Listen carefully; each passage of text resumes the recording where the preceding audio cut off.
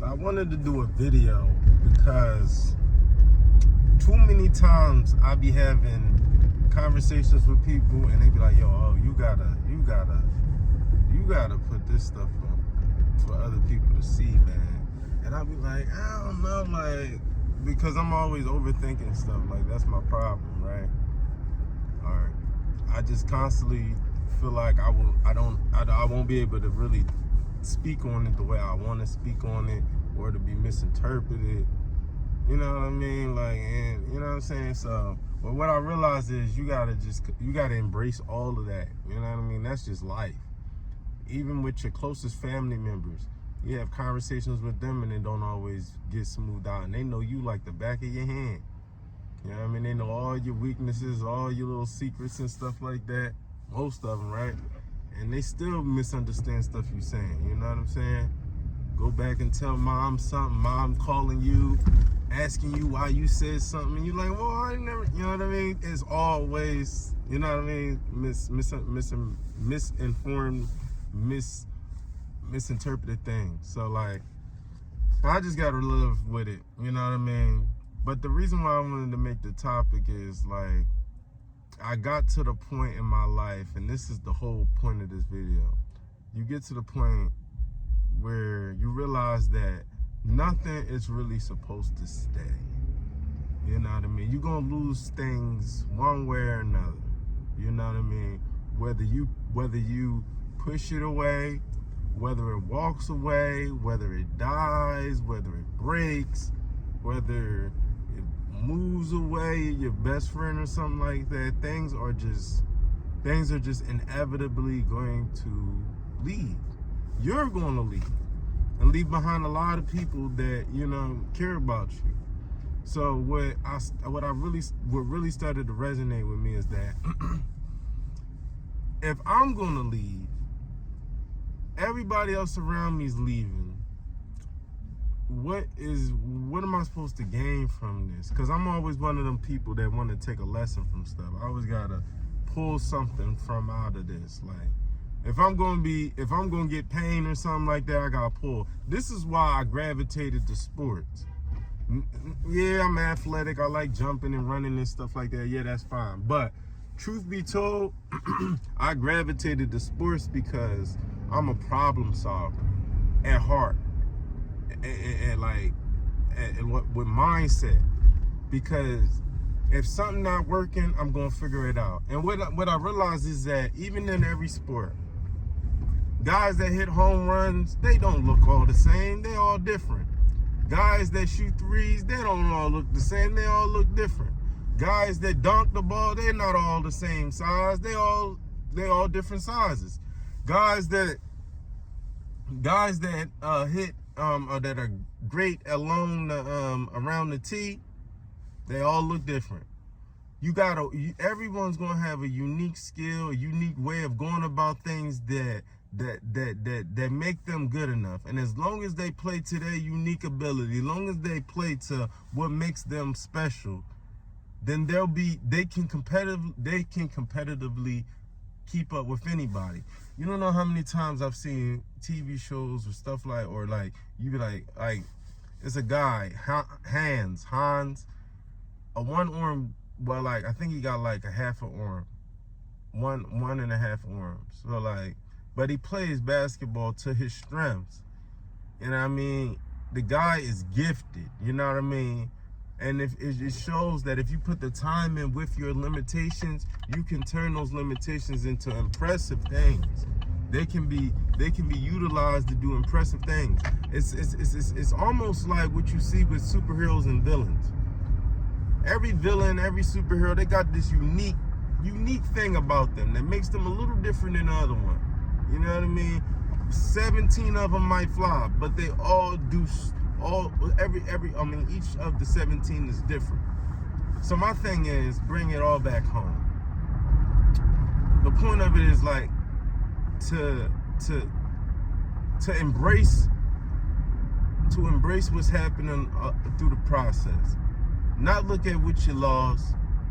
You know what I'm saying? Not be afraid of what's coming, because you know what I mean. Like, sometimes you mourn death, but then you're afraid of new life with a baby. Maybe you're afraid of a new relationship because you was out of a bad one. You know what I mean? The things that losing something does to us cannot prevent us or hold us back from enjoying what's to come. Life is too short to not. Things are coming and going all the time. The McRib is coming and going all the time. You know what I'm saying? Things are coming and going all the time. You know what I'm saying? Like, it's a part of life. If you can really ride that roller coaster and find ways to navigate that, you enjoy life in a way that it is truly priceless. And I felt like I had to make this video because I keep, like, it's something that I've learned through all of the death that I've had in my family and around me, period. Like, it's something that, like, I'm one of them people, I gravitate to people and I try to know who they are. So, like, the list of people that I've met that I've lost and made connections with is a long list. And a part of me was getting to the point where I was like, man, I want to stay in the house. I don't really want to meet people. Not because I was losing people and I didn't want to meet new people to connect with, but that was inadvertently what was going to happen. You know what I'm saying? That was what was going to happen.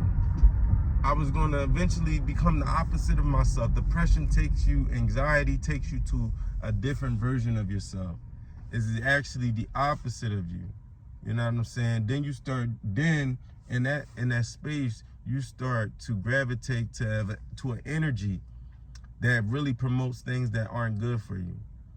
And makes you gravitate to things that make you feel good and really numb the realities for a temporary basis.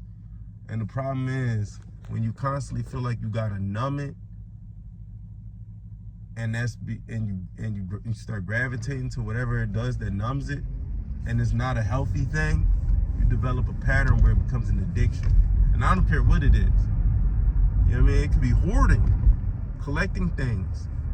Like you like, all right, well, dang, I keep losing people, so I'm gonna start buying pocketbooks and stuff. I'm gonna start buying sneakers and stuff. I'm gonna start buying it. I'm gonna start getting this money. Like, all right, cool. I'm losing people. Like, let me just throw my mind into getting work. I'm gonna just start working all the time. Like, I'm gonna just start working like 24 hours. I'm gonna be home maybe 6 hours a day. I'm gonna just work. I was one of them people that was finding those things to just dive into, just so that I can get my mind off of it. But what I realized was that basically what I was doing was taking my life, and instead of walking, putting a treadmill under my feet. Not like, yeah, I'm going somewhere. Yes, I'm still living. I'm aging on this treadmill, but I'm not really going anywhere forward. I'm actually going in the same place. And mind you, this treadmill is going backwards. It's not like slowly. I'm walking even when I run and I get tired and I slow down, like, that's the thing about it. That's the thing about anxiety and depression. We don't see it. We never see this part. But it's a part where we slowly find ourselves doing things that take us backwards. And if we hadn't already put ourselves in position to to move forward, you know what I mean, then you find yourself just basically going backwards for no good reason. You know what I mean? And I mean, truth be told, that's what I'm saying. Like, when you see people and you look at them and you be like, oh wow, look, like, that's the thing. You look at somebody and you be like, oh, that person got their life together, bam, bam, bam. You know what I'm saying? That person's so much better than me, or I don't like them because they better than me, or they think they better than me. Bro, just like that, something can happen that changes that person's whole idea and the way they operate. You know what I'm saying? They could lose all, like, bruh, anything can happen that can change that person's perspective. They could lose someone they really love, like their girlfriend, their boyfriend. They could, anyway, it could be death. It could be them cheating on them, something like that. Something that they attach to, that their mom, somebody they really attached to. Everyone has that person. And therefore, with that reality of life comes death. it comes that person making free will choices to do things that may hurt us in any way. You know what I'm saying? And we got to embrace that, because inevitably nobody going through their life not hurting somebody else. You know what I'm saying? We want the same forgiveness. You know what I'm saying? Sometimes it's a little harder based on the decisions that a person makes. But what I try to heed and tell people is, when a person is in that dark place, that's what I'm saying. Once a person goes in that dark place and they find themselves there for whatever reason, sometimes you were born in that dark place, like Bane from Batman. So like the choices you make are so numb to you, you really don't even have a real form of a conscience to really feel some type of way about it. And now you meet somebody that cares about you and they look at the decisions you made years ago and they can't even look at you the same way no more, because now they see that decision. They don't separate the person from the decision, the change in the person from the decision they made years ago. You know what I mean? It's hard to do it sometimes. It really can be. But that's the thing about life. Things change. Things come and go. And with that, a new person can come and go within people. So it's no reason to hold grudges. There's no, like, the idea that I be trying to like adopt for myself is, instead of holding a grudge, put the grudge strictly on the act that the person did, and view the act completely separate from the person, and see the act as if it was just done by an invisible person. Because if it was anybody, you would be mad. And truth be told, sometimes we put people on pedestals where we assume that this person is incapable of hurting me in this way. Why we do that, I have no idea. We put people on pedestals where we view them as if they cannot hurt us. Almost like a person at the zoo assuming that they could just continually go in the lion cage with no precautionary measures. No matter how the relationship with that lion is, there's still precautionary measures that need to be taken. No matter how many years you've driven a car, there's still precautionary measures that you need to take. No matter how many years you went to school to be a doctor and perform surgeries, there's still precautionary measures to be taken. No matter how many years you've been walking, you can still trip and fall. There's precautionary measures to be taken. You know what I'm saying? Nothing is out of the realm of hurting us. You ever hear the illustration of somebody saying, oh, it's not even an illustration, but you'll hear somebody say like, oh, man, can you imagine me dying from eating a little piece of lettuce? You know what I'm saying? And having to tell, and I'm at Heaven's Gates, and I died because I choked on some lettuce at Subway. You know what I mean? But that like 1,000 ways to die. Anything can do that. You know what I mean? It's taken for granted a moment that can lead to something bad. It's taken for granted a decision that can lead to years of an addiction, years of people looking at you a certain way, maybe forever, maybe for the rest of your life. You gotta constantly be viewed a certain way by certain people. Never being able to enjoy the graces of how they used to love and appreciate you in a way that they no longer do. You know what I mean? I just understand them now, like, at this stage of my life, like, I'm all about making the right choices. Like, people's like, life is not supposed to be a test. It's not a test. It's like, if you want to view it as a test to make decisions that make other people feel good, make other people respect you, to make decisions that don't have a life of regret and an uphill climb from whatever you fall into, if that sounds like a test to you, then yes, it definitely is. It most certainly is. It most certainly is. If the test is, oh, can I go through this relationship without cheating on my girlfriend or my wife? Yes. Yeah. Yes. Yes. I don't want to go through life feeling like it's a test. I just want to make decisions. Okay then. But what I want you to feel like, what I want you to then understand is, if everyone else felt like that, how would their decisions affect you? Everybody wants the free will to be in a relationship and do what they want until they're the ones hurt by the decisions of someone else. The free will that they want, they no longer can accept it being used by someone else. You know what I'm saying?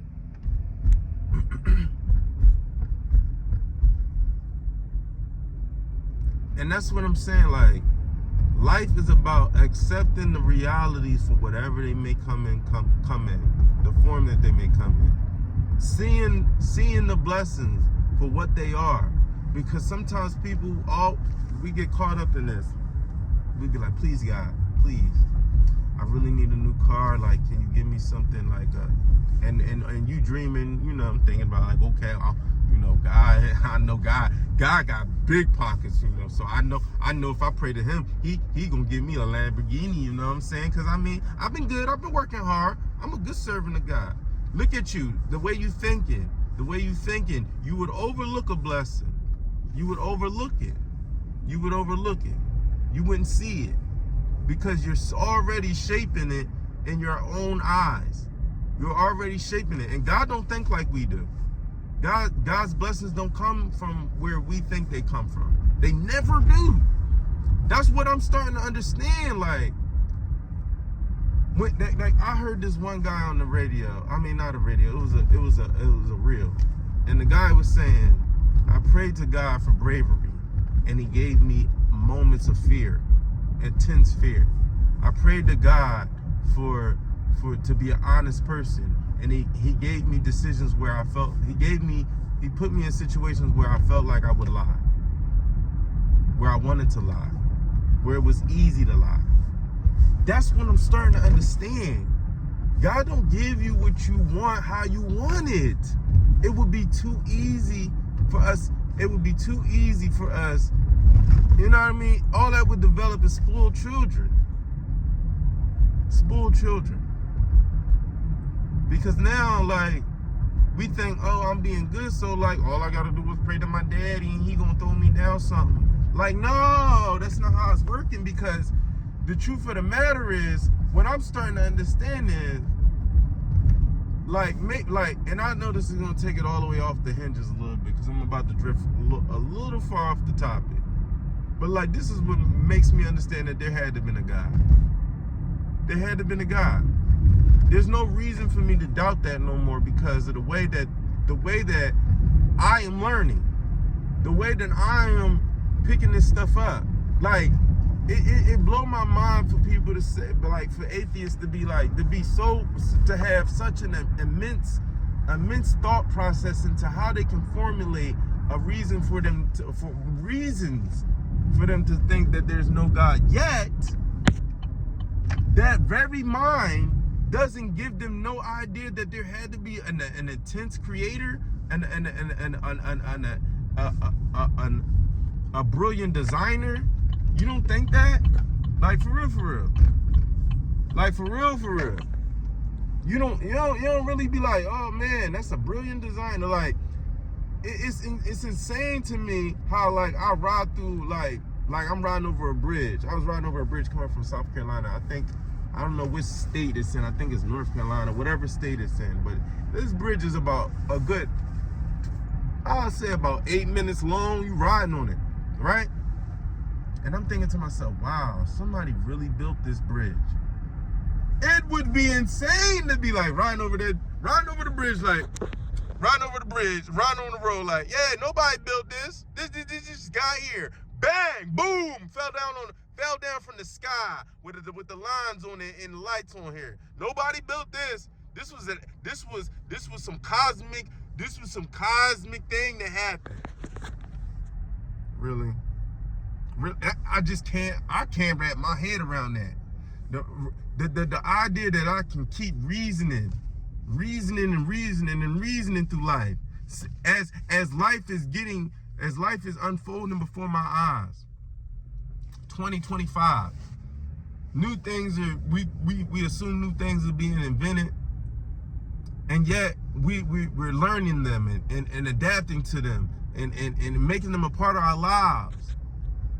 80 years ago, nobody was riding around with a phone recording it, but we making this a part of our lives. It's like, it's insane for me to believe that there's not a creator and a brilliant to the ultimate power that was able to create 100, because you gotta listen, a trillion lives, because we're going all the way back to the beginning of time. A sextrillion amount of lives, and all of them having unique, just like these superheroes, just like these villains in these movies, unique things that make them different, while all of them are quite similar. You notice that is brilliance beyond brilliance. Imagine, bro. It's remarkable to think about that. To think that you plant 70 trees over here, okay? And each tree, from each seed, a tree is gonna grow, right? But each tree is gonna grow a different way, unique to its own way. That's brilliant to me. I don't understand how I can't, like, bruh, I can't wrap my mind around that. Like, I can't wrap my mind around that. Snowflake, not everyone uniquely different. Come on. How in the world all this stuff is so intricately made, bro? And then, not only is it intricately made, what make it even more insane, bro, is intricately made, right? So much detail, right? Right. Listen, I'm about to break this down. So, like, let's take two people. You got Sasha and you got Bailey. All right. Sasha and Bailey, they both women, right? Sasha lives in Europe. Bailey lives in Argentina. Sasha hears a song. Bailey hears a song. They both, in a moment, start dancing. How in the world are you going to tell me? So, all right, they all unique. They all unique, but they're all different.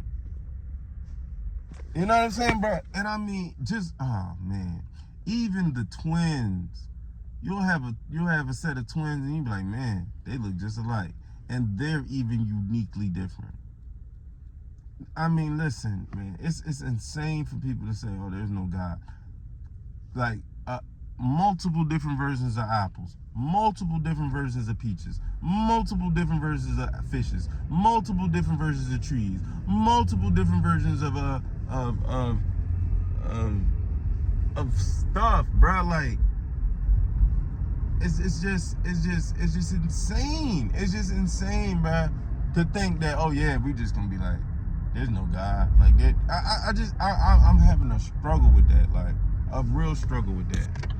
For a very long time, ever since I was young, I couldn't understand how people could say that.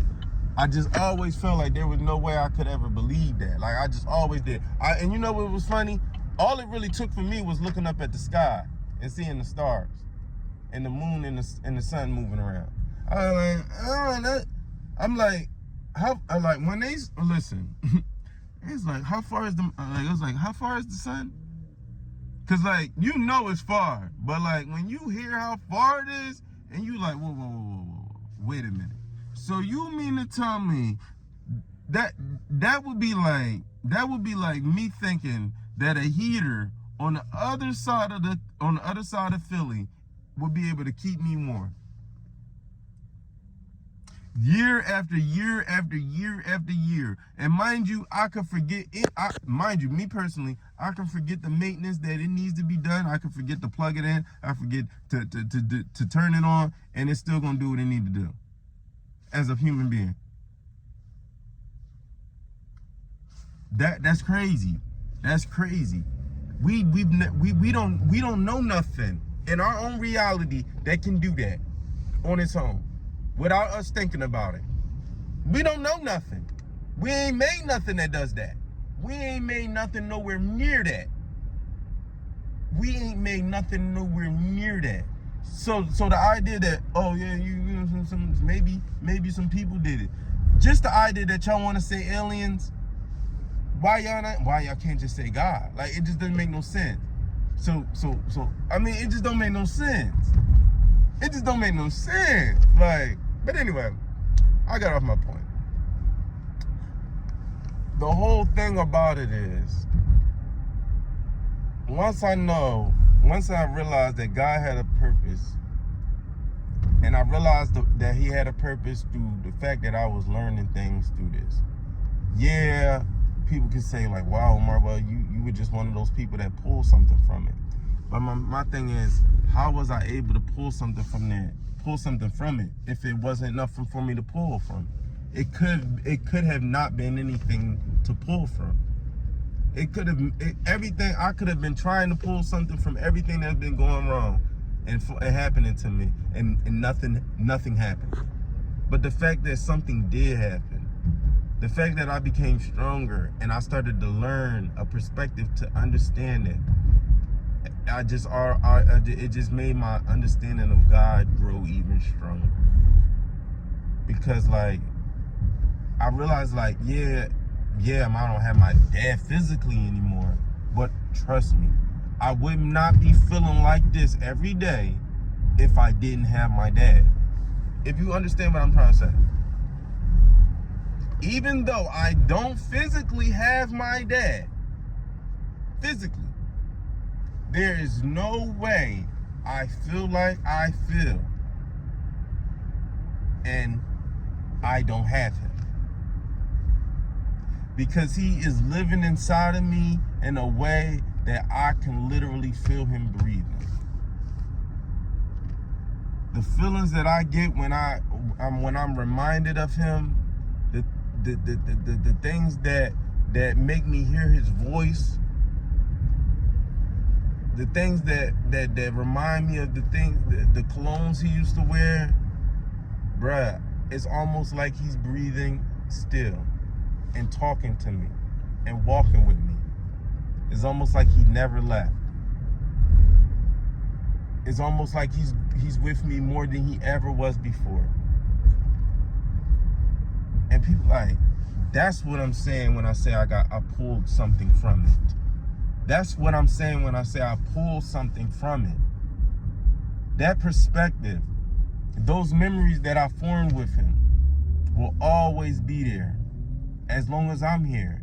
And if I can really live vicariously through those moments, that's my word, vicariously. Like, not literally my word, but it's a word that I like using because it's a way of really living life to its fullest extent.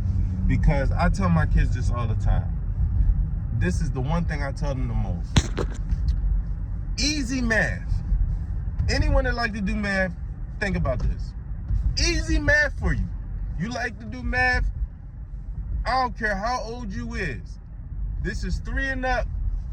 3 and up. Well, I'll say 4 and up. 4 or 5 and up.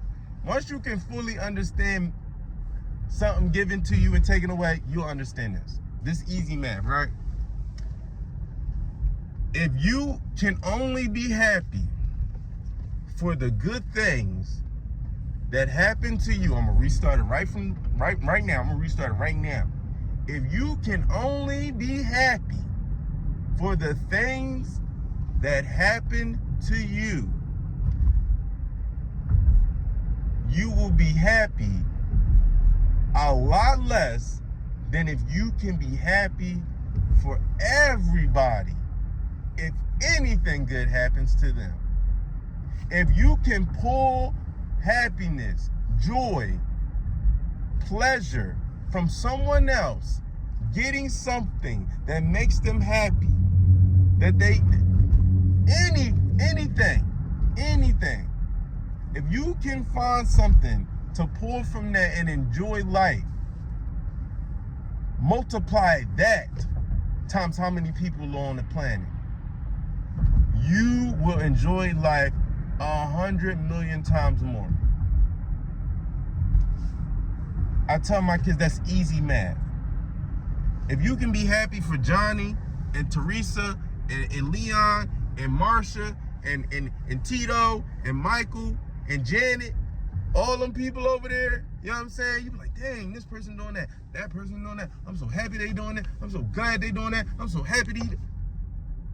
Bruh, you know that energy you feel inside yourself, your body hears everything you say. The cells in your body, they when you talking good and you feeling good, bro, your body feels it. When you speaking from a place that you're really happy from, your body feels it. Everything in your body starts to change. Those chemicals, they all start to promote a different version. So, a different version of you. The more you speak happiness, that's what I'm trying to tell you.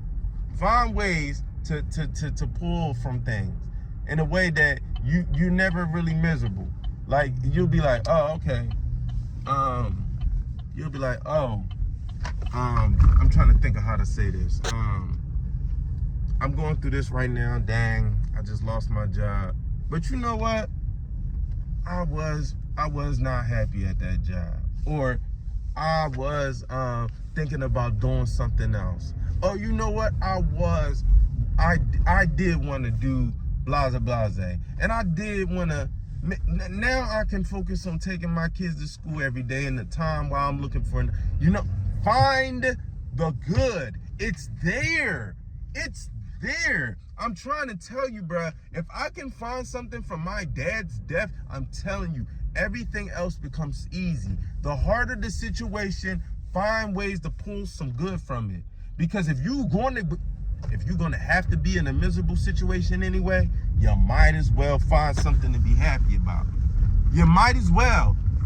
Like, listen, people be like, yo, you look insane, bro. Like, the way you acting, like, you just trying to be happy through everything. Like, why? Like, I've really run into people like that. They be like, yo, bro, like, dog, your dad died. Like, you don't need to be happy. Like, why are you trying to put on this front? And I'm like, bruh, if so you think that I'm putting on a front because I want to actively remember the good things that I had to experience with my dad? So you think I'm crazy for leaning on the things that I was able to experience with a person that I could have never experienced at all? I could have never had him at all. This feeling of him dying could be true resentment.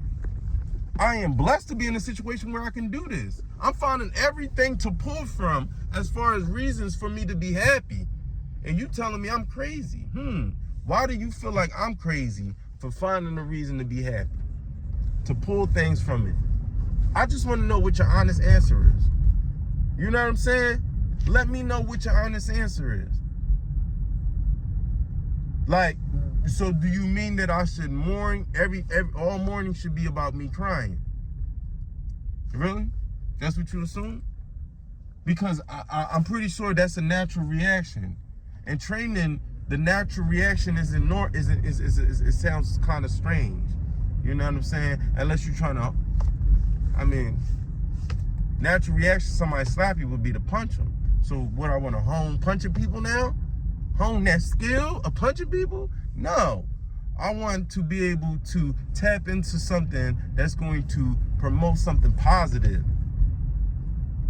and make that the natural reaction. Because if turmoil and tragedy and bad situations are inevitable in this life, what do I look like honing the most unconstructive things that I can do in those moments? What I look like making those habits, making those trends, making those things I gravitate to. It don't really sound smart to me. You know what I'm saying? So, like, I always try to explain to people, like, if you want to be the best version of yourself, imagine if you was a plant. Imagine yourself, you the plant, but you can look down at you Imagine you, close your eyes. I'm serious. Close your eyes. And imagine a plant in front of you. And you're the plant. And you got nothing but time with this plant. I mean, your whole job is to make sure this plant is growing. And I mean, it's not even about you getting paid to do it or nothing. You genuinely want this plant to grow. This plant is you, okay? Your eyes gotta still be closed. Don't you open them. Don't you open them, okay? Follow the rules, all right? Keep your eyes closed. Keep your eyes on that plant. You are this plant, okay? Keep looking at the plant. Keep your eyes on that plant. Don't you take your eyes off this plant. This is you. You cannot be distracted when you are the plant. Keep your eyes on your plant. You are you. That is you looking at. Now, I'm trying to get you to fully understand how important you are. Because only you can be you. This is your life. But instead of gravitating to things that won't help you. So imagine this plant is you, and the plant wants to go into the darkness. But you know, like, going into the darkness ain't gonna help this plant grow. So you constantly push it into the light, even though it constantly finds its way in the dark. You go away to eat for a little bit, go away to eat, and you come back, the plant's back in the dark, and you push it back into the light. Okay? Keep pushing it back into the light. And like, over time you start to develop a relationship with the plant, and because in the beginning you don't understand why it keeps going into the dark. Then over time you start to ask the plant, like, why you keep going into the dark? And you're just like, cause like, I don't know, I didn't like the food that I ate today. I didn't like the water you gave me, and I didn't like that the sun didn't come up on, like, you know, it's just finding reasons. But you like, plant, like, I'm here for you. I'm taking care of you, right? I'm making sure you're good. Like, I mean, I know I step away for a few times, but you know, like, all right, you know what I'm saying? So you're talking to the plant, and then you realize, like, oh, I need to teach it. I need to teach it how to take care of itself. I need to teach it what it needs and what's good for it, because it doesn't really know, right? So then, over time, you constantly feeding the plant, and you're teaching it to stay in the light. Now it's kind of staying in the light. But then something happens, the plant falls, like some wind blows the plant out the window, and it falls on the ground, cracks pot open. Plant's traumatized now. You put it back in a new pot, the plant still remembers falling out the window. So now it doesn't really want to be at the window. And the same problem that you had before about the plant going into the darkness, now it really wants to be in the dark. It doesn't feel safe anymore. It's scared of things. It's worried about it being harmed again.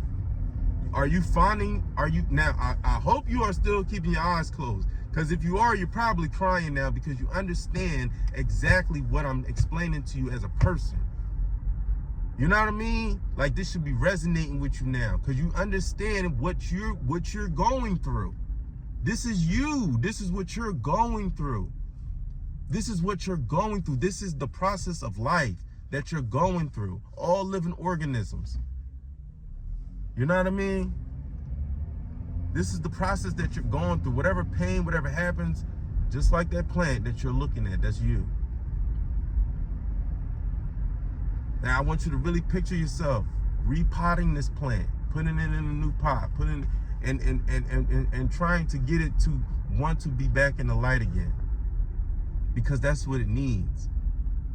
The insecurities is what makes it want to be in the dark. It's seeing itself in the way that you don't see it is why it doesn't understand that it needs the light, and that's where it needs to be at. That is how it grows its best way. Instead of shriveling up and struggling to survive, instead of thriving. I feel like I kind of should stop right here. I feel like if I stop right here, you'll come back for more. Because you know I'm gonna give you some more. I mean, I'm just scratching the surface right now. And this is me on an everyday basis, people. I feel like if I stop right here, this is when they say, like, you gotta get them wanting it with gotta come back for more. This is where I feel like I should stop at. So the introduction, this is who I am, Omar. I really take a genuine, like, just so you can get an idea of who I am. I really look at life in a way. I've always been like this. I really have always been like this, where I just always look for the good. I've been like this from a kid. And what really stands out to me, give you a little story, close this out. As I remember this one time, I had this teacher, and this was a school in Southwest Philadelphia, Thomas G. Morton School. I don't know if this teacher is even. I remember this teacher, Miss Kansas. I think I was in 2nd grade. But this teacher would just find a reason to always, like, take me smiling personal, like as if I was being smart. And I remember she would put me in the back of the line, and we would have to walk through the school in a single file, and I would be in the back of the line. And every time she would look back, like, you know how the teacher would come to the corner of a hallway and be like, all right, stop, y'all. And every time she would look back and she would make eye contact with me, I would make sure I was smiling like this, just like right at her. And I mean, at the time, I was just being me. But I know looking back now, because I developed a real understanding of trying to just see things from other people's point of view. I can see how she might have thought I was trying to challenge her. Like, oh, okay, you're gonna keep smiling at me for no reason just cause. Like I don't know. Like, imagine this child is just smiling at you every day, even if you're having a bad day. Like, if you're not really tapped into you would probably start to get annoyed by this. So I'm understanding a little bit what I was probably doing to her, but I knew she didn't like me. So it was a challenge for me to pretend like I liked her. I to this day, I don't have a poker face. I struggle with that the most. I have the hardest problem with people that have given me bad energy and pretending like I can be around you. This is why my last relationship did not work, because the person went to immense levels whenever they got hurt or something like that to make things even worse. Like, it was just, it just never was a thing where, like, things would get fixed. It was just always like, we got even the playing field, until the playing field became Area 51. Like, it was just digging underground. Like, you know what I mean? Like, but anyway, that's the point of it. You gotta learn from everything. And that's another thing. That relationship taught me everything. A lot about myself. It taught me what type of realm I can get pushed to, where I would see the worst versions of myself. And it took me to places where I had to push myself to be the best version of myself while not feeling fully appreciated and respected and anything, for real, anything.